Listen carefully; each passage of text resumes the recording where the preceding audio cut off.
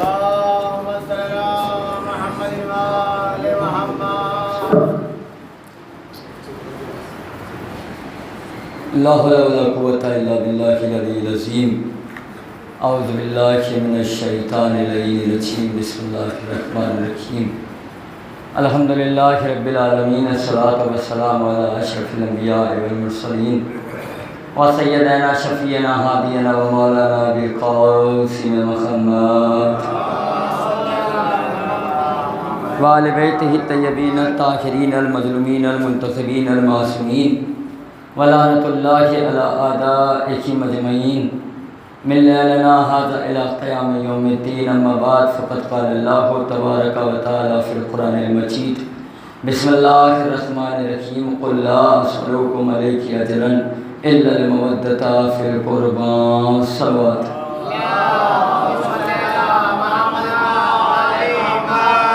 ایک اور اس سے بہتر صلوات پڑھیے گا.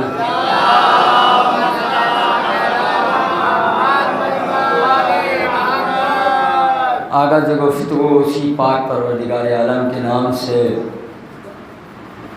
کہ جس نے اس نفرت بھری دنیا میں ہمارے دل میں محبت اہل بیت کو رکھ دیا.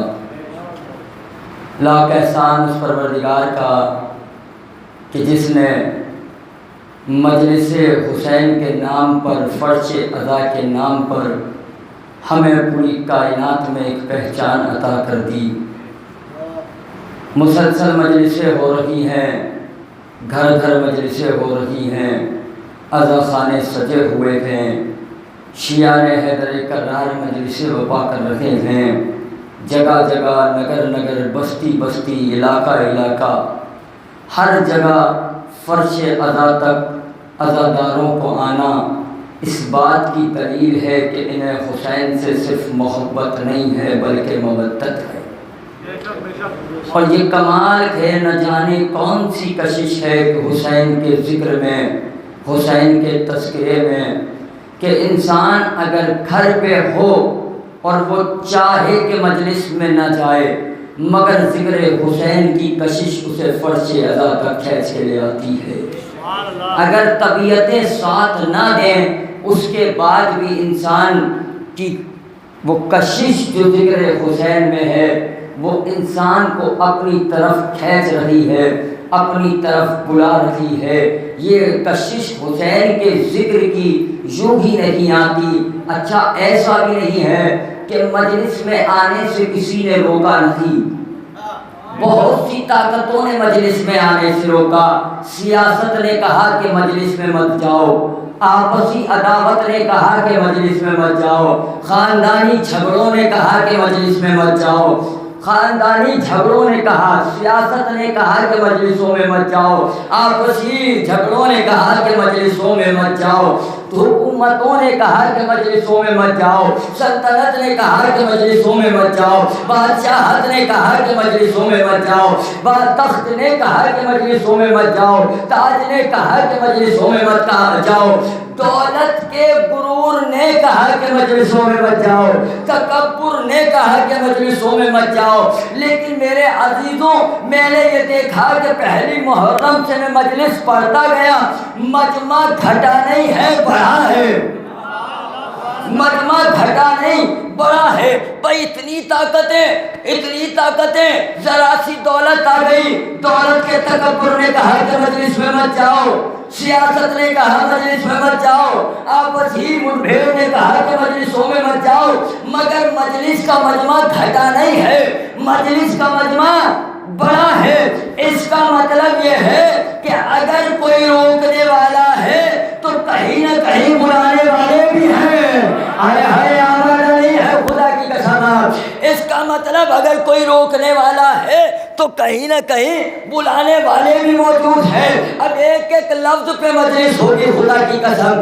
آج مجلس پہ ہی مجلس نہ ہو جائے، ایک ایک لفظ مجلس ہے پورا، کہیں نہ کہیں روکنے والے اتنے تو پھر بلانے والا بھی کوئی ہے. آئیے میں بتاتا ہوں کس نے کہا کہ مجلس میں آؤ. ارے ماں کی طہارت نے کہا مجلسوں میں آؤ. سبحان اللہ. شجرے کی شرافت نے کہا کہ مجلسوں میں آؤ. خون کی طہارت نے کہا زہرا کی دعا نے کہا مجلسوں میں آؤ. زہرا کی دیکھے کم مجمع ہے تو آہستہ نہ سنیے گا، اس لیے کہ اگر میری ذاتری کے انداز میں کوئی فرق نہیں آ رہا ہے تو قوال کی سماعتوں میں بھی کوئی فرق نہیں آنا چاہیے گا. لیکن نعرہ میں لگاؤں گا، جواب پوری آمادگی کے ساتھ آپ کیے گا اور اپنی بات کی ابتدا کروں گا یہاں سے. دونوں ہاتھ بلند کر کے قدیری نعرہ حیدر، ایک ساتھ آٹھ بولے محمد والے محمد. میں پورا آمادہ ہو کے سناؤں گا آپ کو اور مسلسل مجلس سے پڑھ رہا ہوں، لیکن میں دعا کرتا ہوں کہ میرے مولا میرے لہجے کو طاقت دے دے کہ میں آپ کے فضائل آپ کے چاہنے والوں تک پہنچا دوں. ماں کی شرافت نے کہا کہ مجلس میں آؤ، خون کی طہارت نے کہا کہ مجلس میں آؤ، زہرا کی دعا نے کہا کہ مجلس میں آؤ، زینب کی تمنا نے کہا کہ مجلس میں آؤ. اگر مجمع گھٹتا تو روکنے والے جیتے، مجمع بڑھا تو بلانے والے جیتے.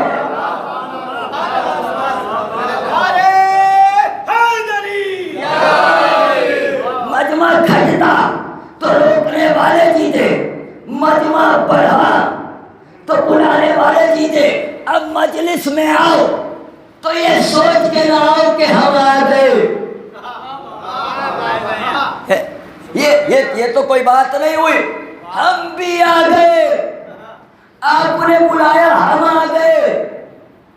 بھائی ہم فلاں جگہ بھی گئے تھے، فلاں مجلس میں بھی گئے تھے، فلاں صاحب کے یہاں بھی گئے تھے، ان کی مجلس میں بھی گئے، ان کی مجلس میں بھی گئے. آپ اپنے آنے پہ غرور کر رہے ہو، کبھی یہ نہیں سوچا کہ اہل بیت جنت سے آ گئے. بھائی تم گھر سے آ کے غرور کیوں کر رہے ہو؟ اہل بیت تو جنت سے آ گئے. ماں کی طہارت نے کہا کہ مجلس میں آؤ، اور یہ ماں کی طہارت ہی ہے جو مجلس میں تو کھینچ کے لے کر آتی ہے. یہ ماں کی شرافت ہے جو مجلسوں تک لے کر آتی ہے. آپ سوچ رہے ہوں گے کہ مولانا صاحب لفاظی کر رہے ہیں، نہیں، میں حقیقت بیان کر رہا ہوں. ماں کی طہارت ہے جو حسین تک لے کے آتی ہے. ایک شخص مدینے میں رہا کرتا تھا، تجارت کے لیے باہر گیا، بہت وقت کے بعد لوٹ کے آیا. اس نے دیکھا کہ اس کے آنگن میں ایک بچہ کھیل رہا ہے. اس نے سوال کیا کہ یہ بچہ کس کا ہے؟ زوجہ نے کہا یہ بچہ تیرا ہے. کہا نہیں یہ بچہ میرا نہیں ہے. کہا نہیں تیرا بچہ ہے. کہا نہیں بچہ میرا نہیں ہے. زوجہ نے کہا کہ گھبرا مت، چل اس کے پاس چلتے ہیں جو عالمین کے فیصلے کرتا ہے. ہمارا نہیں ہے خدا کی قسم. چل اس کے پاس چلے جو عالمین کے فیصلے کرتا ہے. کہ چل نبی سے پوچھتے ہیں کس کا بچہ ہے. آئے نبی کی خدمت میں.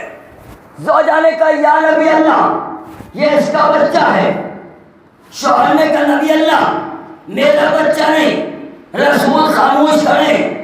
شوہر کہتا ہے یا رسول اللہ فیصلہ کریے، بتائیے بچہ کس کا ہے. آیتیں سنائیے، روایتیں سنائیے، حدیثیں سنائیے، واقعے بتائیے، قرآن کی ترتیب دیجیے، بتائیے بچہ کس کا ہے. رسول خاموش کریں. انہوں نے کہا یا رسول اللہ بتائیں تو کس کا بچہ ہے. کہ گھبرا مت، اسے تو آنے دے جو اس بچے کا فیصلہ کرے گا. اسے تو آنے دے جو اس بچے کا فیصلہ کرے گا. اتنے میں رسالت کے محل میں امامت کے قدموں کی آہٹ محسوس ہوئی. حسین خرامہ خرامہ چلتے ہوئے رسول کے پہلو میں آ کے کھڑے ہو گئے. رسول نے اس کی طرف دیکھا، دیکھ کے کہا بچے کو گود سے اتار دے. اس نے بچے کو گود سے اتارا. بچہ خرامہ خرامہ گھٹنے اور چلتا ہوا حسین کے قدموں تک آ گیا. نا بھیا آپ آمادہ نہیں ہیں. بچہ گھٹنیوں چلتا چلتا حسین کے قدموں تک آ گیا. رسول نے مسکرا کے کہا چلے کا فیصلہ ہو گیا. چلے جا جانے کا فیصلہ ہو گیا کہ یا نبی اللہ کیسے ہو گیا؟ ابھی تو نہ آیت سنائی، نہ روایت سنائی، نہ حدیث بنائی، نہ آیت بتائی. کل خاموش، یاد رکھنا، تو بھی یاد رکھ، اور قیامت تک کے انسانوں کو بتانا جو اپنی منزل سے اٹھ کے حسین کے قدموں تک آ جائے پھر اس کی نسل پہ شک مت آئے.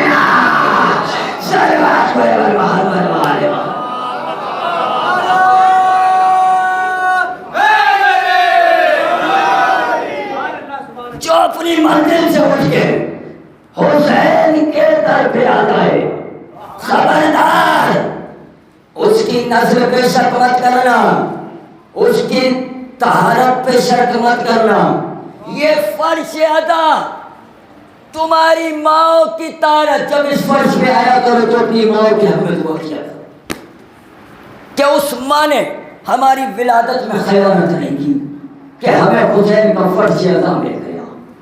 اب ملا کیا؟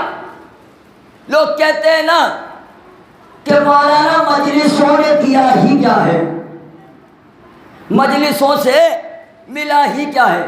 یہ بتائیے مجلسوں نے کیا نہیں دیا؟ عزت تمہیں دی، شہرت تمہیں دی، پہچان تمہیں دی، علم تمہیں دیا. کہ مولانا ملتا ہی کیا ہے مجلسوں سے؟ ملتا تو فقط ایک تبرک ہی ہے. مجلسوں سے ملتا تو فقط ایک تبرک ہی ہے. اچھا یہ جو تبرک ملتا ہے اس کی بھی عظمت کم نہیں ہے، اس کی بھی بہت عظمت ہے، بہت بلندی ہے. نہ جانے کیا عظمت ہے اس تبرک کی کہ امیر بھی ہاتھ پھیلا کے لیتا ہے، غریب بھی ہاتھ پھیلا کے لیتا ہے، زمیندار بھی ہاتھ پھیلا کے لے رہا ہے، کھیتی کرنے والا بھی ہاتھ پھیلا کے لے رہا ہے، مزدور بھی ہاتھ پھیلا کے لے رہا ہے، ڈاکٹر صاحب بھی کھڑے ہیں، انجینئر صاحب بھی کھڑے ہیں، وکیل صاحب بھی کھڑے ہیں، ہاتھ پھیلائے کھڑے ہیں. میں نے کہا وکیل صاحب آپ کو کیا ضرورت ہے، آپ کو کیا ضرورت ہے اس تبرک کی؟ میں نے کہا یہ بھیڑ کیسی، چلو یہ چھوڑتے ہیں کہ ہو کیا رہا ہے، یہ دیکھتے ہیں کہ بٹ کیا رہا ہے، یہ دیکھتے ہیں بٹ کیا رہا ہے. اب جو میں بھیڑ کو چیرتا ہوا پہنچا تو میں نے دیکھا بٹ رہی ہے روٹی، بٹ رہی ہے روٹی. میں نے کہا وکیل صاحب کیا گھر میں آٹے کی کمی آ گئی؟ آمادہ نہیں ہے، آمادہ نہیں ہے.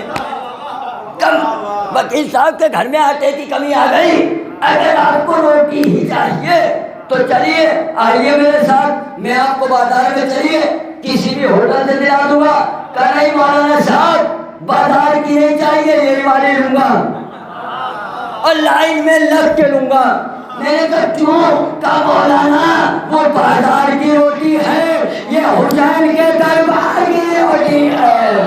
صلوات بڑے بڑے محمد والے محمد.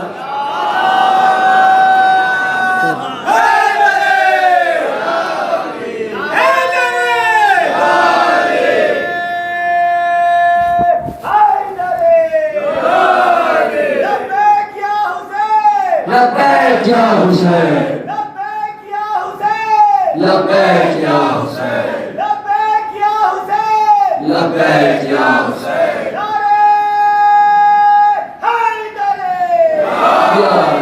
میں ایک نتیجہ دوں گا آج کی بات کا، کیونکہ میں نے ابتدا کر دی اس موضوع کی. کیا کروں، میری مجبوری ہے، میں بات ہٹ کے کرتا ہی نہیں. اس لیے ایک نتیجے کو تمہیں لے کے جاؤں گا کہ مجلسوں نے تمہیں دیا کیا ہے. کیا بٹ جا رہا ہے؟ کب وہ والی نہیں لوں گا، یہ ہی لوں گا. وہ بازاری روٹی ہے، یہ حسین کے دربار کی روٹی ہے.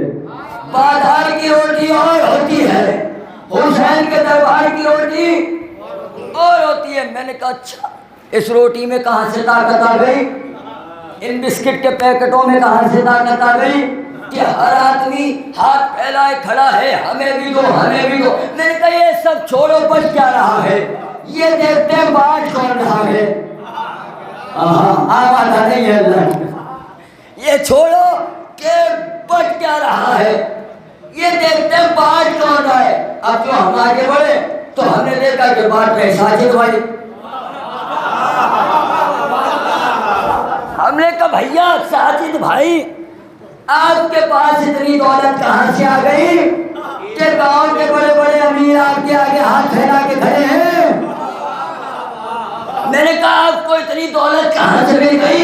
اتنی دولت آپ کے پاس کہاں سے آ گئی کہ بڑے بڑے مالدار ڈاکٹر صاحب بھی، انجینئر صاحب بھی، وکیل صاحب بھی آپ کے آگے ہاتھ پھیلا کے کھڑے ہیں؟ اب ساجد بھائی نے بھی بڑا اچھا جواب دیا کہ مولانا صاحب جب سے حسین کے تبرک کی گٹھڑی ہاتھ آ گئی،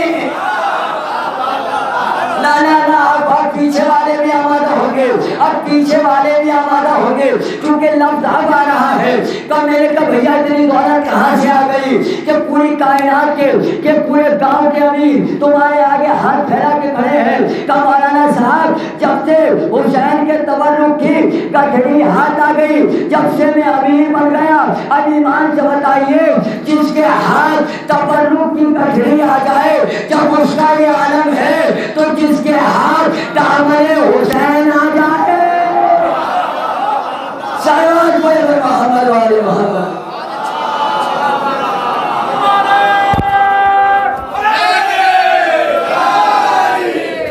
لالا آج میں موضوع کی بندش سے نکل کر اپنے مزاج کی گفتگو کرنے لگا ہوں۔ جس کے ہاتھ حسین کا دامن آ جائے اس کی عظمت کیا ہوگی، اس کا وقار کیا؟ کہ مولانا مجلسوں نے دیا کیا؟ مجلسوں نے تمہیں کیا نہیں دیا؟ تمہارے اندر سے چھوٹے بڑے کا فرق ختم کر دیا۔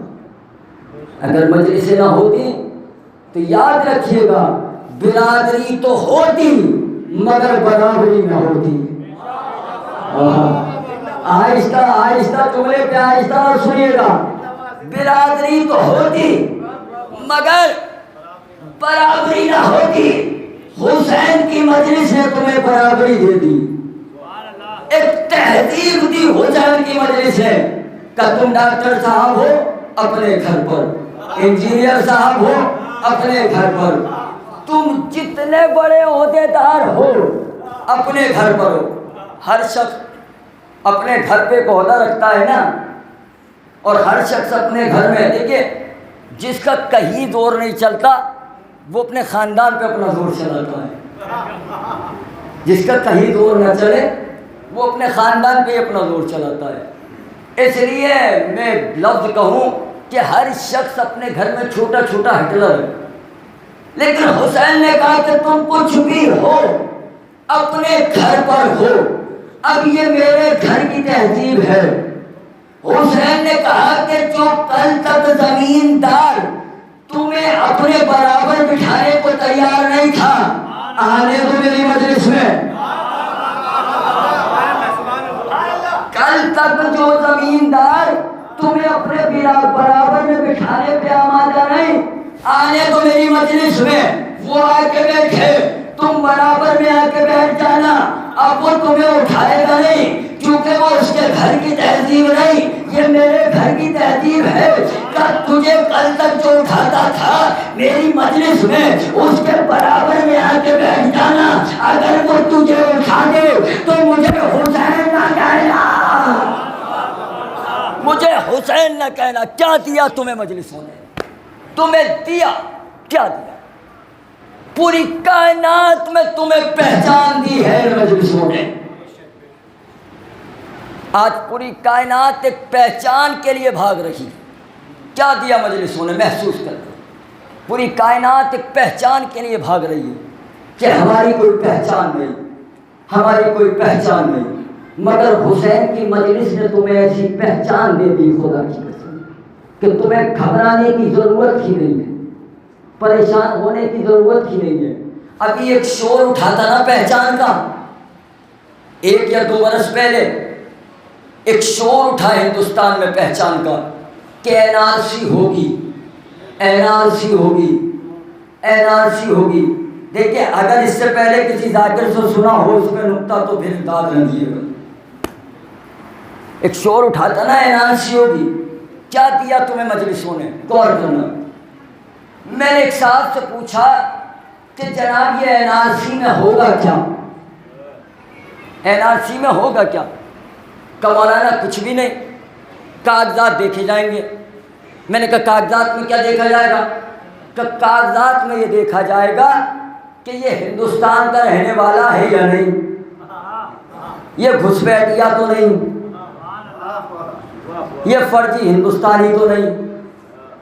دیکھیے میں این آر سی کا سپورٹر نہیں ہوں، علی گڑھ مسلم یونیورسٹی میں باب سید پہ میں نے بھی دھرنے دیے، لیکن یہاں پہ ایک بات ضرور کہوں گا، ہندوستان میں این آر سی ہو یا نہ ہو، اسلام میں این آر سی ضرور ہونی چاہیے تھی۔ نانا پیچھے والے بھی آمادہ ہو جائیں، اگر پہنچ رہی ہے بات تو آمادہ ہو جائیں۔ ہندوستان میں این آر سی ہو یا نہ ہو، اسلام میں این آر سی ضرور ہونی چاہیے تھی۔ کہ مولانا صاحب کیسی باتیں کرنے لگے، اچھی بڑی تو مجلس چل رہی تھی، اچھے بڑے موضوع پہ پڑھ رہے تھے، اسلام کا این آر سی سے کیا مطلب، اسلام کا این آر سی سے کیا تعلق؟ میں نے کہا بھیا تعلق ہے، اگر اسلام میں این آر سی ہوتی تو دنیا کو پتہ چل جاتا فتح مکہ کے پہلے کا مسلمان کون ہے، فتح مکہ کے بعد کا مسلمان کون۔ صلوات پڑھے ہوئے محمد والے محمد۔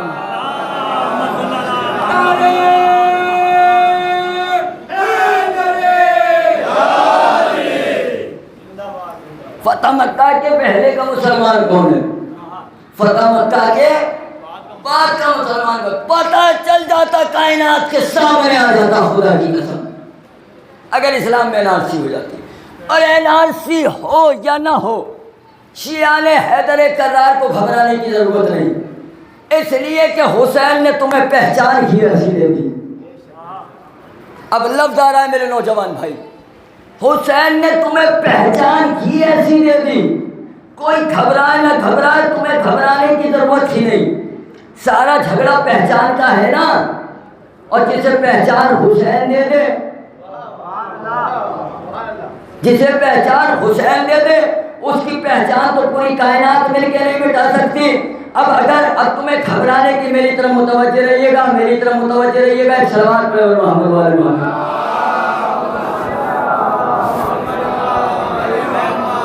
کیا گھبرانے کی ضرورت نہیں، حسین نے تمام عالم اسلام کو ایک پہچان دی ان عزا خانوں کی صورت میں۔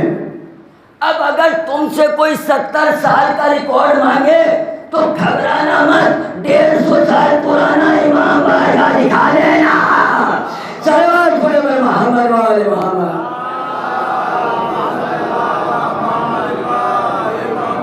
یہ کرم حسین کا ہے، خدا کی قسم، ان مجلسوں نے ہمیں پہچان دی ہے۔ پوری کائنات میں اگر کوئی پہچان ہے تو ان مجلسوں کے ذریعے تمام عالم اسلام میں ہمیں معرفت حاصل ہے۔ پوری کائنات اگر ہمیں پہچانتی ہے، جانتی ہے، تو اس فرش اعضا کے صدقے میں۔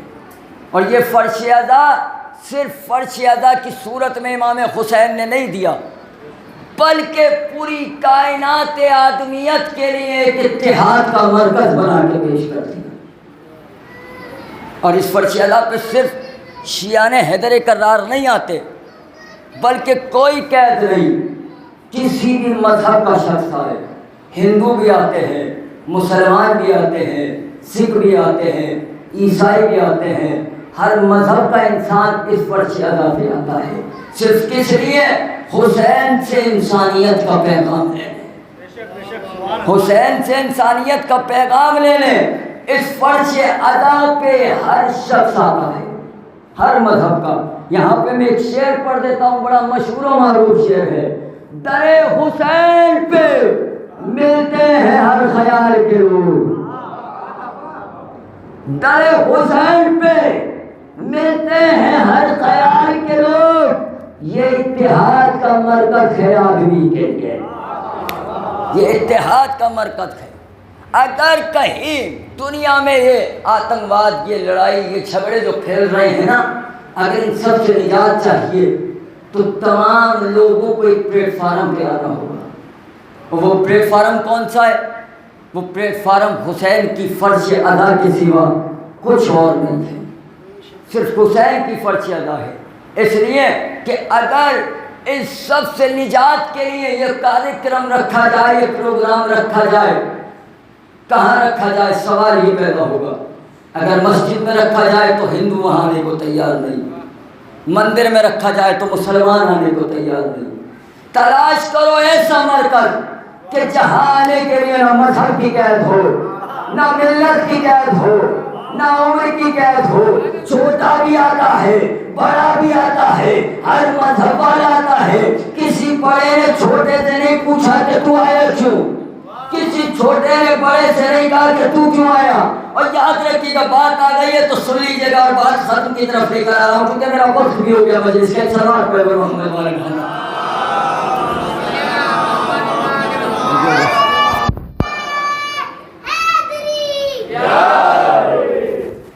دیکھیں یہ ابھی تک میں اپنے موضوع کی طرف نہیں آ پایا، لیکن انشاءاللہ کل کی مجلس میں جو موضوع ہے محبت اہل بیت کے عنوان سے، اس پہ ہی اپنی بات کو جاری و ساری رکھوں گا۔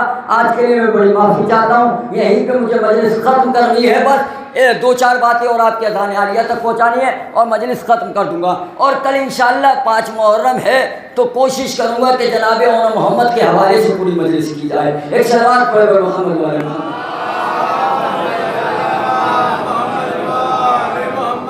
کسی چھوٹے نے بڑے سے نہیں پوچھا کہ تو کیوں آیا، کسی بڑے نے چھوٹے سے نہیں کہا کہ تو کیوں آیا۔ کیوں؟ کیونکہ یہاں پہ آنے کے بعد نہ کوئی چھوٹا رہتا ہے نہ کوئی بڑا رہتا ہے، نہ کوئی چھوٹا رہتا۔ حسین نے اس فرش ادا کی صورت میں چھوٹے بڑے کا فرق ختم کر دیا۔ اور یاد رکھیے گا میرے عزیزوں، اس فرش ادا پہ آنے والا کوئی بھی شیعہ حیدر کرار چھوٹا ہو ہی نہیں سکتا، ہو ہی نہیں سکتا چھوٹا۔ میں دلیل کے ساتھ کہہ رہا ہوں، چھوٹا ہو ہی نہیں سکتا، اس لیے کہ چھوٹے وہ ہوتے ہیں کہ جو کہیں نہ کہیں کسی نہ کسی موڑ پر کسی کمی کا شکار ہو، کسی کمی کا شکار ہو۔ مگر خدا کی قسم ہم اتنے بڑے ہیں کہ ہمارا بیٹھنا ہوتا ہے تو بڑے بڑے نبیوں کے ساتھ۔ بھائی ہمارا عقیدہ ہے نا کہ جہاں بھی فرش ادا بچھتا ہے تو رسول تشریف لاتے ہیں، نبیوں کا سردار آتا ہے۔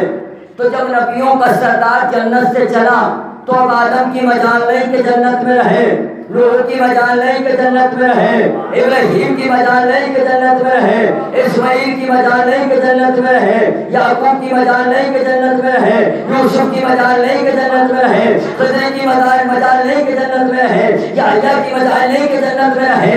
تو تمام کے تمام نبی چلے، 1,24,000 نبی چلے، اس فرش ادا پہ آ کے بیٹھ گئے۔ اب مجھے انصاف سے بتائیے، جہاں اتنے بڑے بڑے نبی بیٹھے ہوں ان کے برابر میں بیٹھنے والے چھوٹے کیسے ہو سکتے ہیں؟ صلوات پڑھے محمد والے محمد۔ کوئی چھوٹا نہیں ہے، کوئی چھوٹا نہیں حسین کی مجلس میں۔ جو بھی آ جائے لائق احترام ہے، جو بھی آ جائے لائق تعظیم ہے، کوئی چھوٹا بڑا نہیں ہے۔ حسین نے چھوٹے بڑے کے فرق کو ختم ہی کر دیا۔ جو آ جائے وہ لائق تعظیم ہے اس فرش ادا پر۔ نہ مذہب دیکھا جاتا، نہ ملت دیکھی جاتی، نہ قوم دیکھی جاتی، جو آ جائے وہ لائق تعظیم ہے۔ یاد رکھیے گا، یہ کپڑا جب تک کپڑا تھا تو لائق تعظیم نہ تھا۔ یہ کپڑا جب تک کپڑا تھا تو لائق تعظیم نہ تھا۔ یہ پھریرا جب تک کپڑا تھا لائق تعظیم نہ تھا۔ یہ چاندی جب تک چاندی تھی تو بازار کی زینت تھی۔ یہ کپڑا منبر پہ آیا تو لائق تعظیم بن گیا۔ یہ چاندی پنجے کی صورت میں آئی تو احترام کے قابل بن گئی۔ یہ لکڑی علم کی شکل میں آئی تو چھونے کے قابل بن گئی۔ یہ سب چیزیں احترام کے لائق ہو گئی، احترام کے قابل بن گئی۔ انہیں اتنی عزتیں کیسے مل گئی کہ حسین کے در سے منسوب ہو گئی۔ اب لفظ آ رہا ہے خدا کی قسم آدمی تک بیدار ہو جائے اور لفظ کا استغفار کرے. اس کپڑے کو عزت کہاں سے ملی؟ کہ مولانا حسین کے در سے مل گئی، حسین کے در سے منسوب ہو گیا. اس چاندی کو عزت کہاں سے ملی؟ کہ مولانا حسین کے در سے منسوب ہو گئی. اس علم کی چھڑ کو عزت کہاں سے ملی؟ کہ مولانا حسین کے در سے منسوب ہو گئی. تو مجھے انصاف سے بتائیے، جب حسین بے جان چیزوں کو عزت دے دے، جب حسین بے جان چیزوں کو عزت عطا کر دے، تو انسان کو عزت کیوں نہیں دے سکتا؟ مگر شرط ہے کہ وہ حسین کا ہو، شرط ہے کہ وہ حسین کا ہو، حسین کا ہو کہ پھر کسی اور کا نہ ہو. عزت ملے گی. یہ کپڑا احترام کے قابل ہے. میں نے کیا کہا؟ حسین کا ہو، شرط ہے کہ حسین کا ہو. یہ کپڑا احترام کے قابل. اگر میں آپ سے کہوں کہ یہ کپڑا مجھے دے دیجیے گا، میں اس کا رومال بناؤں گا، یہ پٹکا مجھے دے دیجیے، تو آپ کا جواب کیا ہوگا؟ کہ مولانا صاحب یہ حسین کے در پہ آ گیا، اب یہ یہاں سے اترے گا تو دفن تو ہوگا مگر کسی کے گھر کی زینت نہیں بنے گا. نہیں، آمادہ نہیں ہے خدا کی قسم. اب یہ کپڑا یہاں سے اترے گا تو دفن تو ہوگا مگر کسی کے گھر کی زینت نہیں بنے گا. میں نے کہا یہ کپڑا مجھے دے دیجیے. کہا نہیں مولانا یہ کسی کو نہیں دیں گے. میں نے کہا کیوں؟ کہا مولانا صاحب جو ایک بار حسین کا ہو جائے وہ پھر کسی اور کا نہیں ہوتا. سلام کوئی محمد والے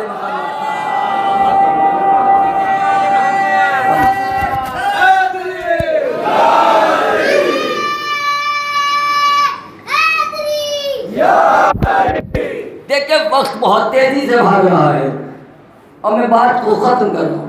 جو حسین کا ہو جائے ایک بار وہ پھر کسی اور کا نہیں ہوتا. کیا وجہ ہے کہ پوری کائنات سمٹ کے حسین کے در تک آ رکھی ہے؟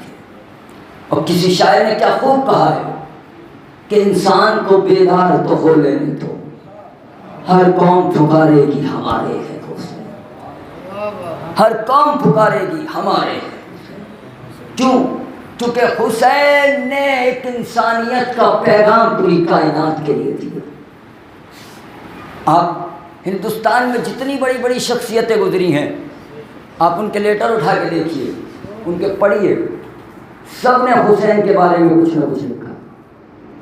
کل 15 اگست ہے، گاندھی جی نے کہا کہ اگر میں کربلا کی حسین کے 72 کو نہ دیکھتا تو ہندوستان کو آزاد رکھنا پاتا.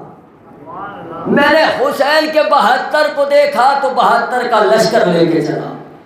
کہ جب حسین 72 کے سائے میں اسلام آزاد کرا سکتا ہے تو میں ہندوستان کیوں نہیں آزاد کرا سکتا؟ گاندھی جی نے کہا بڑی بڑی کیوں؟ کیونکہ درس لیا حسین کے درس سے، درس انسانیت لیا.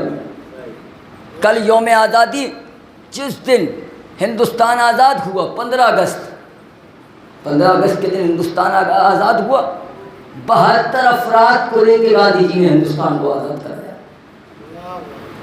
کل کے دن ہوتا کیا ہے کہ ہر کالج میں، ہر اسکول میں، ہر جگہ پر ایک ترنگا لگایا جاتا ہے اور اس ترنگے کے سائے میں آ کے اس ترنگے کو سلامی دی جاتی ہے. میں نے کہا اس ترنگے کو سلامی کیوں دی جا رہی ہے؟ کہ مولانا صاحب یہ وہ ترنگا ہے کہ جس کے سائے میں 15 اگست کو 1947 میں گاندھی جی نے اس دیش کو آزاد کرایا. گاندھی جی نے ترنگے کے سائے میں دیش کو آزاد کرایا.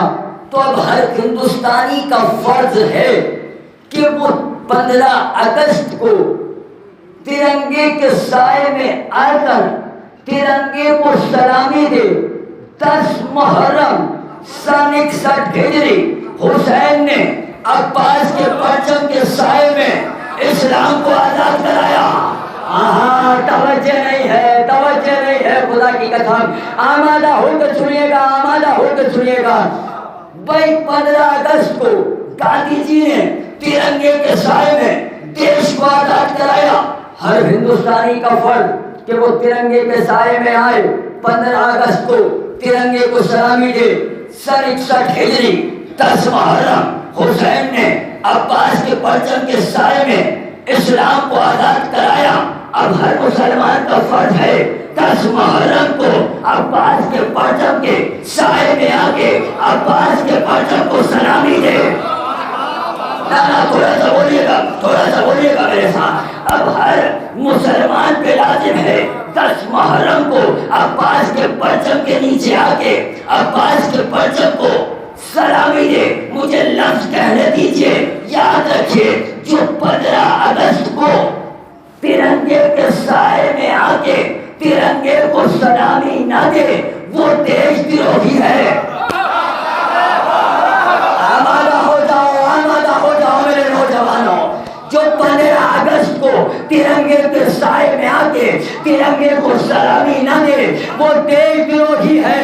جو 10 محرم کو عباس کے پرچم کے سائے میں آ کے سلامی نہ دے وہ اسلام دروہی ہے. سلوات پڑھے محمد.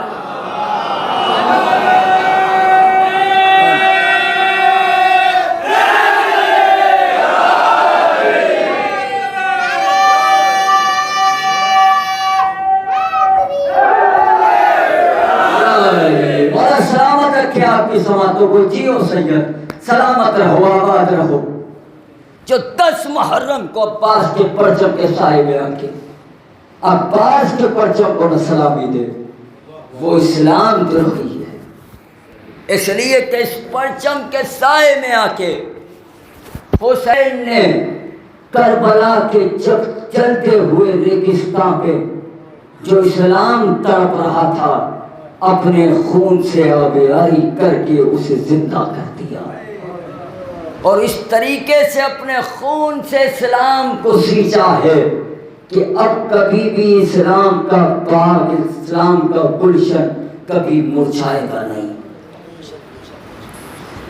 اپنا بھرا گھر لوٹا دیا حسین نے, مگر اسلام کو بچا لیا. کہ نانا علی اکبر کا سینہ دے دوں گا مگر اسلام کے نام چنا دے دوں گا. عباس کے بازو دے دوں گا مگر اسلام کے آشنا دے دوں گا. جیسے کہ نام حسین آتا ہے, وہ کون سی مظلومیت ہے کہ ہر عزادار کی آنکھ میں آنسو ہو جاتے ہیں. کل میں نے ایک روایت پڑھی تھی کہ ہم تو پیدا ہی رونے کے لیے ہوئے ہیں, ہم نہ حسین پہ روئیں گے تو کون روئے گا. اور ایک پہلو شکستہ بی بی اس فرش ادا پہ ذاکر کے فضائل سننے نہیں آتی بلکہ آپ کے آنسوؤں کو لینے آتی ہے. ایک بڑا مشہور و معروف شعر ہے, میں بہت آہستہ سے مسائل پڑھوں گا کہ بعد مرنے کے میری روح کرے گی ماتم, بعد مرنے کے میری روح کرے گی ماتم, زندگی کم ہے غم صبح پیغمبر کے لیے, زندگی کم ہے غم صبح پیغمبر کے لیے. اس برس اس سال یہ سوچ کے ہر مجلس میں جب بھی آنا تو یہ سوچ کے رونا کہ اگلی سال جو زندہ ہوگا وہ اس پر زیادہ پہ ہوگا. نہ جانے کون رہے, نہ جانے کون نہ رہے, نہ جانے کون زندہ ہو, نہ جانے کون اس دنیا سے چلا جائے. جب بھی رویا کرو تو یہ سوچ کے رویا کرو کہ شاید ہماری آخری مجلس ہے, جتنا کریا کرنا ہے حسین کے نام پہ کریا کر لے. بعد مرنے کے میری روح کرے گی ماتم, میں نے ایک شعر پڑھا نا, بعد مرنے کے میری روح کرے گی ماتم. ایک معجزہ سن لیجیے گا اور میں مسائل پڑھوں گا اور مجلس ختم ہو جائے گی. حیدرآباد کا ایک معجزہ, ایک نوجوان نوخان تھا, بہت اچھی آواز تھی, وہ ایک نوحہ پڑھا کرتا تھا. وہ نوحہ پڑھتا تھا کہ خون برسا مگر افسوس کہ نہ برسا پانی, مانگتا رہ گیا احمد کا نواسا پانی. یہ نوحہ وہ پڑھا کرتا تھا، خون برسا مگر افسوس نہ برسا پانی، مانگتا رہ گیا احمد کا نواسا پانی۔ میں نے شعر پڑھا نا، بعد مرنے کے میری روح کرے گی مات۔ اس نوجوان کی بہن کی شادی تھی، یہ نوجوان حیدرآباد کے بہت بڑے پیسے والے کے پاس گیا اور جا کے اس نے کہا کہ میری بہن کی شادی ہے، آپ مجھے تھوڑا سا پیسہ ادھار دے دیجئے۔ انہوں نے پیسہ دیا اور پیسہ دے کے کہا کہ اے نوجوان یہ پیسہ لے جا اور یہ پیسہ مجھے لوٹا کے مت دینا، بس ایک احسان کرنا، میری ایک وصیت ہے، جب میں اس دنیا سے چلا جاؤں تو میری قبر میں اترنا اور یہ نوحہ پڑھ دینا، خون برسا مگر افسوس نہ برسا پانی، مانگتا رہ گیا ہے مجھ کا نواسا پانی۔ کبھی یہ احسان میرے اوپر کرنا کہ جب میں اس دنیا سے چلا جاؤں تو میری قبر میں اترنا اور میری قبر میں اترنے کے بعد یہ نوحہ پڑھ دینا۔ یہ نوجوان گیا، اس کی بہن کی شادی ہو گئی، وقت گزرتا گیا، جب ایک وقت وہ آیا کہ یہ جو امیر تھے، بزرگ تھے، یہ دنیا سے چلے گئے، رشتہ دار عزیز نے جنازے کو تیار کیا اور جنازہ تیار کر کے قبرستان تک لے کر آئے۔ قبرستان میں تدفین ہو رہی تھی، ابھی قبر میں اتارا تھا کہ اس نوجوان کو خبر ملی، یہ دوڑتا ہوا آیا اور آ کے کہا کہ خبردار ابھی قبر پہ پٹرے نہ رکھنا، ابھی مرحوم کی ایک وصیت پوری کرنی ہے، ابھی مرحوم کی ایک وصیت پوری کرنی ہے۔ یہ آگے بڑھا، ان نے رشتہ داروں سے اجازت لی اور اجازت لینے کے بعد یہ قبر میں اترا اور قبر میں اتر کے اس نے نوحہ پڑھنا شروع کیا، خون برسا مگر افسوس نہ برسا پانی، مانگتا رہ گیا احمد کا نواسا پانی۔ بس جیسے اس نے یہ نوحہ پڑھا تو جتنے لوگ موجود تھے سب نے دیکھا کہ اس شخص کی مرنے والے کی آنکھوں سے آنسو بہ رہے ہیں۔ اجرکم اللہ، مولا تمہیں کوئی غم نہ دے سوائے مظلوم امام کرب و بلا کے۔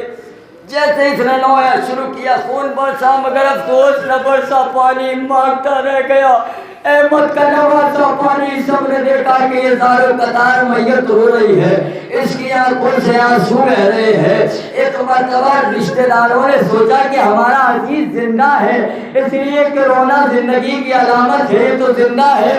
ڈاکٹر کو بلایا گیا کہ چیک کرو کہ یہ مر گیا کہ زندہ ہے، اور ڈاکٹر نے جو دیکھا کہ یہ مر چکے ہیں، یہ دنیا سے جا چکے ہیں، کہ نہیں یہ تو رو رہے تھے، ان کی آنکھوں سے پانی جاری تھا، ان کی آنکھوں سے آنسو آ رہے تھے۔ ڈاکٹر نے کہا کہ ہو ہی نہیں سکتا کہ یہ زندہ ہو، یہ دنیا سے چلا گیا، کہ یہ زندہ کیسے ہوا، یہ رویا کیسے۔ اب اس شخص کو بلایا گیا اور بلا کے کہا کہ ذرا نوحہ پڑھو، اس لیے پھر نوحہ پڑھا، خون برسا مگر افسوس نہ برسا پانی، مانگتا رہ گیا احمد کا نواسا پانی۔ بس جیسے ہی نوحہ پڑھا پھر اس میت کی آنکھوں سے آنسو بہنے لگے، اس میت کی آنکھوں سے آنسو بہنے لگے۔ بس جیسے ہی آنسو بہے، ڈاکٹر نے کہا کہ اے شخص اس نوحے کو ختم کر دے، بس اب مت پڑھنا۔ کہ ڈاکٹر کیا ہو گیا؟ کہ وہ ڈاکٹر تڑپ کے کہتا ہے، وہ ڈاکٹر شیعہ نہیں تھا، تڑپ کے کہتا ہے ارے مجھے نہیں پتا یہ تو کیا پڑھ رہا ہے، مگر تیرے پڑھنے میں وہ درد ہے، ان لفظوں میں وہ درد ہے کہ جب بھی تو کہتا ہے خون برسا مگر افسوس نہ برسا پانی، ارے اس کی روح جسم میں آتی ہے، گریا کرتی ہے، تیرا نوحہ ختم ہوتا ہے، روح چلی جاتی ہے، تیرا گریا ختم ہوتا ہے، اس کی روح چلی جاتی ہے۔ ہم تو پیدا ہی رونے کے لیے ہوئے ہیں، ہم نہ حسین پہ روئیں گے تو کون روئے گا؟ بعد مرنے کے میری روح کرے گی ماتم، زندگی کم ہے کمیں صرف پیغمبر کے لیے۔ اجرکم اللہ، 4 محرم ہے اور یہ وہ تاریخ ہے کہ جب عزا خانے سجے ہوئے ہیں اور جگہ جگہ حسین کے انصاروں کا پرسہ حسین کو دیا جا رہا ہے، حسین پہ فدا ہونے والوں کا پرسہ حسین کی ماں کو دیا جا رہا ہے۔ آج میں ایک جانثار کا ذکر کروں گا اور مصائب ختم کر دوں گا۔ بس ایک روایت مجھے مصائب کی پڑھنی ہے کہ جب صبح عاشور نمودار ہوئی ہے، امام حسین نے علی اکبر کو قریب بلایا اور بلا کے کہا کہ بیٹا علی اکبر اذان دو۔ علی اکبر نے اذان دی، امام نے نماز شروع کی۔ اب جیسے ہی میرے غریب امام نے نماز شروع کی، ایک مرتبہ تیروں کی بارش ہونے لگی۔ جیسے ہی تیروں کی بارش ہوئی، حسین کے دو انصار آگے بڑھے، ایک کا نام زہیر ہے، ایک کا نام سعید ہے۔ دونوں آگے بڑھ کے کہتے ہیں مولا آپ نماز ادا کیجئے، جو بھی تیر آئے گا وہ ہم اپنے جسم پہ لے لیں گے۔ امام نماز پڑھ رہے ہیں، حسین کے جانثاروں کی جانثاری پہ گریہ کیجئے اور دیکھیے حسین کے جانثاروں کی کیسی جانثاری ہے۔ اب جیسے ہی کوئی تیر آتا ہے، کبھی زہیر بڑھ کے اپنے سینے پہ لے لیتے ہیں، کبھی سعید بڑھ کے اپنے سینے پہ لے لیتے ہیں۔ امام کی نماز اختتام کی طرف آنے لگی، بس جیسے امام کی نماز ختم ہوئی، ایک تیر ستم آیا اور سعید کی پیشانی پہ لگا۔ سعید زمین کی طرف گرنے لگے۔ امام نے مصلی کو چھوڑا، سعید کو آغوش میں لے لیا۔ اے میرے دوست سعید، اے میرے بھائی سعید، اس عالم غربت میں تم بھی ہمیں چھوڑ کے جا رہے ہو، اس عالم غربت میں تم بھی ہمیں چھوڑ کے جا رہے ہو۔ جناب سعید کے سر کو امام نے پکڑا اور پکڑنے کے بعد اپنے زانوں پہ رکھا۔ جیسے جناب سعید کا سر زانوں پہ رکھا، جناب سعید نے ہاتھوں کو جوڑا اور جوڑ کے کہتے مولا کیا حق کی وفاداری ادا ہو گیا، کیا حق کے وفاداری ادا ہو گیا؟ کہ سعید تیرا حق کے وفاداری ادا ہو گیا۔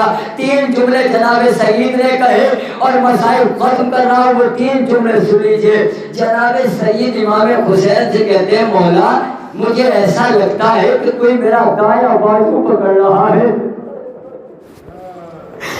جب بھی امام کی مظلومیت بیان ہوا کرے تڑپ کے رویا کرو، اس لیے کہ روتے غیر چھپ چھپا کے ہے۔ تم تو امام کے اپنے ہو، پیدا ہی ہونے کے لیے ہوئے ہو۔ تصور شرط سعید کہتے ہیں کہ یا رسول اے مولا اے آقا مجھے ایسا لگتا ہے کہ کوئی میرا دایاں بازو پکڑے ہوئے ہے۔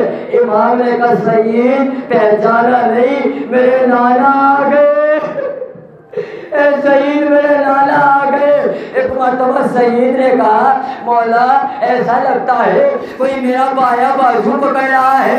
کہ سعید پہچان، نجف سے میرا بابا علی آ گیا۔ ایک مرتبہ سعید تڑپ کے کہتے ہیں مولا ارے مجھے ایسا لگتا ہے کوئی میرا سر اپنی آغوش میں لیے ہوئے ہے۔ امام نے کہا اے سعید پہچان، اے سعید پہچان، میرا بھیا حسن آ گیا، میرا بھیا حسن آ گیا۔ بس سعید کے ہاتھ پاؤں لرز کے کہتے ہیں مولا ارے مجھے ایسا لگتا ہے کہ کوئی میرے قدموں کی جانب ہے، مولا مجھے ایسا لگتا ہے کہ کوئی میرے قدموں کی جانب ہے۔ بس جیسے میرے غریب نے سنا تڑپ کے امام نے کہا اے سعید ارے پیروں کو سمیٹ لے، میری اماں فاطمہ آ گئی، اے میرے لال پہ قربان ہونے والے، اے میرے بچے کے عزادار، آ سعید میں تجھے لینے۔ وآخر الدعوانا ان الحمدللہ ماتم حسین۔